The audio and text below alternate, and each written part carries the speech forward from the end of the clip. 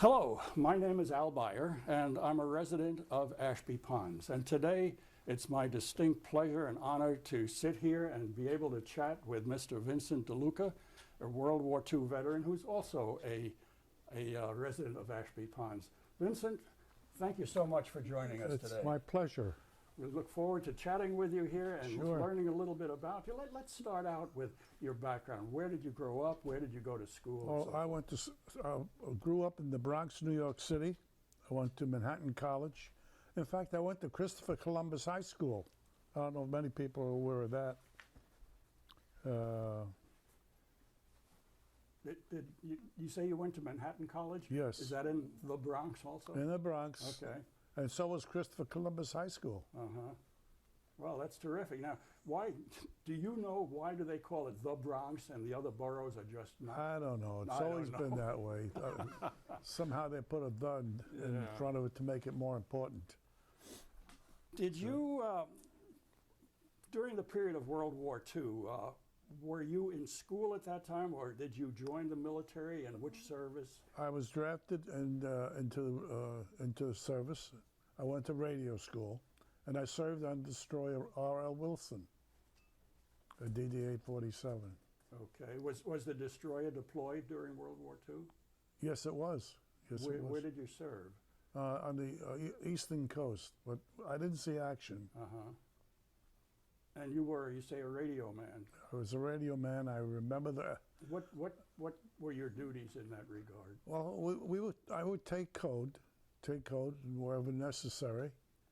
And that was my main function, to take code and relay the information to my officer, director of information, and the ship.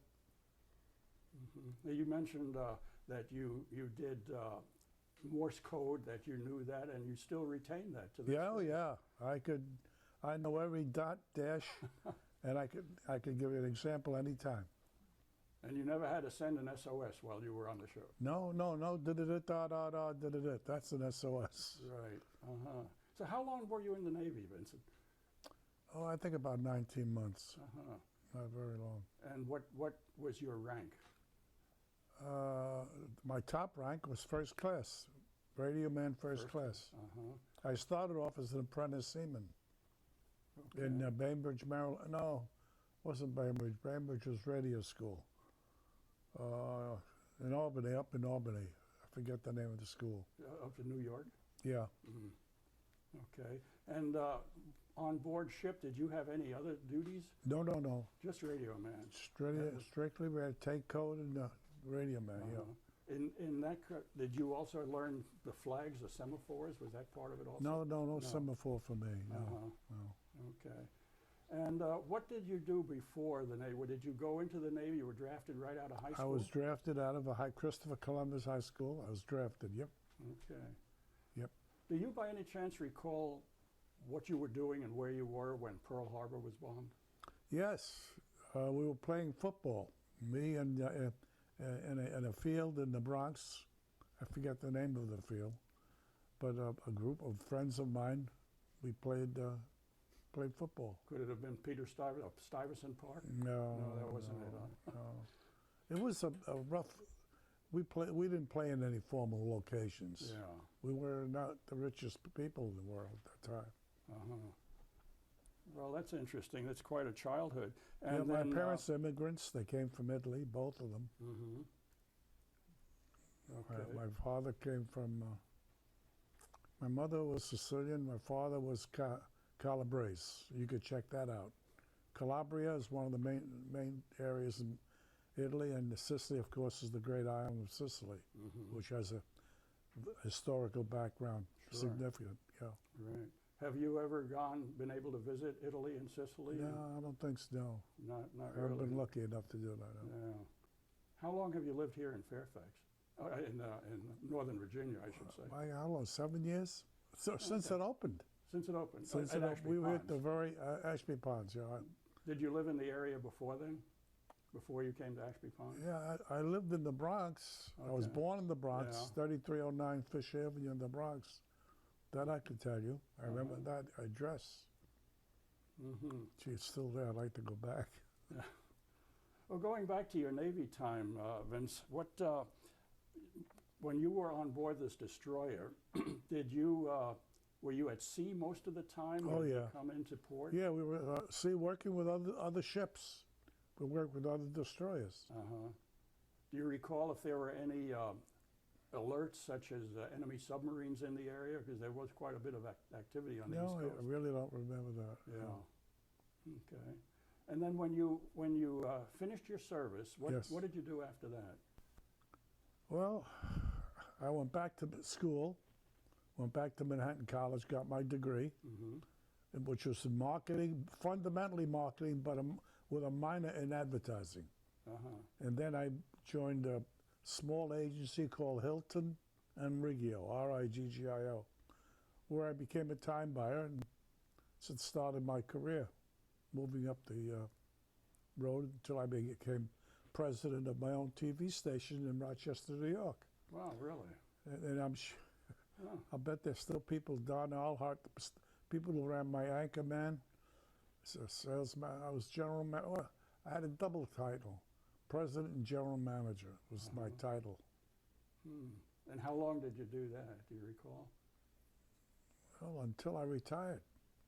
Yeah, until I retired. Okay. This station was yours, so you owned it? No, I didn't own it, but I was president and Oh, general okay, I manager. I see. ran it. You ran it. I ran it. Yeah. Well, that's really interesting. What do you think got you into that line of work? Was just Yeah, well, I always liked radio. Uh-huh. And I started, listening to radio. I got more involved, and then I got into television. And then I moved up the ladder, ratio story. Very many of my friends were deaf. And I said, gee, somehow we got to do something for these kids. And I started the closed captioning of our news. fantastic. We're the fourth station in the country to do that. Danny Wegman of Wegman Supermarkets, you know Really? Danny Wegman? Uh-huh. I took him on a flight to the middle west. Anyway, Yeah. I know Danny very well. Well, that's really interesting. Now, also, you had mentioned just in chatting before that your brother is out in Hollywood and works with the... My brother Rudy DeLuca is definitely out in Hollywood. Yeah. And he's still there. Wait till he hears this. Oh yeah, he played the crook, Michael. And what's that? He played the is famous in Hollywood. Yeah. Well, that's really something. Mm. Well, Vincent, all this time you had the time in the service, you got an expertise as a radio man, and that made you then kind of move into the radio business. Do you have any advice for young people today? First of all, do you think they ought to join the military? Would you advise them to do that? I think I said somewhere, listen to your parents. Okay. Listen to your parents, get their advice before you do anything. Sounds like good advice. See what they say, and then you take it from there. Mm-hmm. Okay. How do you look back on your military service? With fondness, or would you do it over again? Oh yeah, I would do it again. You would? Of course, I loved it. I loved the radio field. Uh-huh. I love code. I could take code right now. I don't know how fast I could take it, but I certainly could take code right now. Any reason why you got out? You were discharged from the Navy. Had you ever considered making it a career? No, I never said did that, making it a career, no. Yeah. No, I did my work, did my job as a radio man, and that's it. Uh-huh. Then I wanted to, and of course I got married. I had the most beautiful wife in the world. If you ever saw a picture of my wife, you'd say, I believe it. And so overall, you were satisfied with your Navy career, but you also had a very, very fulfilling life afterwards. Very fulfilling. Yeah. My wife, Ann DeLuca, is the most beautiful woman in the world. What was she, sort of Russian? What are they? Something like that. Something like that. No. Well, that's great. Well, Vincent, is there anything that you'd like to add? Do you have any mementos that you can share with the folks that'll be watching this? Any mementos? Yeah. You got your hat. You got your. Well, I got veteran's that hat. picture there. You got a picture. And what about some of the stuff laying on the couch here? Is there anything that you want to share with the viewers? No, it's just me in the service. All right, hold that up here. This is Vincent when he was in his Navy uniform as a young man. Yeah. How old were you then? About 18, 19? 18. 18, Yeah. huh? Yeah, I was drafted. Right. Okay, and this is your ID card, Yeah. World War II era ID card. There's everything. Look at that. Bureau of Naval Personnel. Yeah, those are nice mementos Oh, yeah. that you've got and bring back Here's a memories. description of what I did. Oh, okay. Rating description. Look at that. Let me give you that back. There's a little booklet that describes exactly what the duties are of a radio man. Now, you probably are not going to know what this is. Fox Yeah, schedule. Fox schedule. No, I don't. The Washington, D.C. sends out signals to every ship in the Navy, and only radio men can pick it up. We pick it up from the sea, and we give it to our officers and pass it along. We give it to our decoding people, because all the messages sent are sent in code, and they had to be decoded by somebody. We had an officer who would do that, and then pass it along. And this certifies that I was capable of doing that. Uh-huh. So you dealt with classified information. Oh also? yeah, oh Wow. yeah. But I could not see it. Mm-hmm. I passed it along Uh-huh. for it to be verified. Or were you with a fleet of ships, or was it convoy escort duty? What exactly? Well, we did you- usually worked with a fleet of ships besides ourselves. Uh-huh. There was the USS Fletcher, I remember, was a destroyer, and I don't recall any other ships. But we worked with the Fletcher. I forget or the USS whatever. Yeah. But I don't remember any of the others. Now, when you worked with the other ships, was this in conjunction with escorting a convoy of merchant ships? Yes, it would be. It Could would be. Uh-huh. Not necessarily, but Yeah. could be. But at times it was. Yes, it Uh-huh. definitely was. Okay. And you also talked about being a radio man. And could you tell us a little bit about how the training that you went through, how you got to that point, and what did you? The training was pretty difficult because you listen to code all day long, and after a while you get dizzy. You can barely distinguish a dot from a dash. So that was tough. It was very tough for me.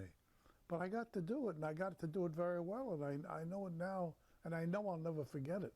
Mm-hmm. I know the International Morse Code as well as anybody in the United States, in the world. So when you were at Bainbridge in school, then you sat in a classroom with earphones on. Yes, and we listened did. to Yeah, we and did. then had to transcribe it. We huh? did.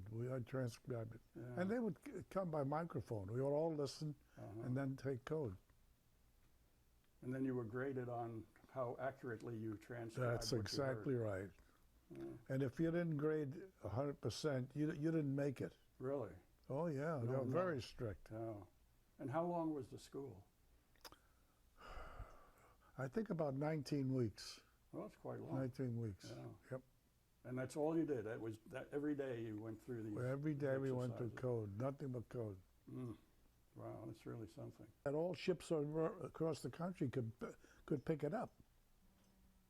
Fox was there was a continual flow of information to all ships at sea. And that's how we got it. Yeah. Well, that's a fascinating story, Vince. And Wow. you've had quite a background indeed. Well, Vincent, let me say thank you. And what you just said about loving your country.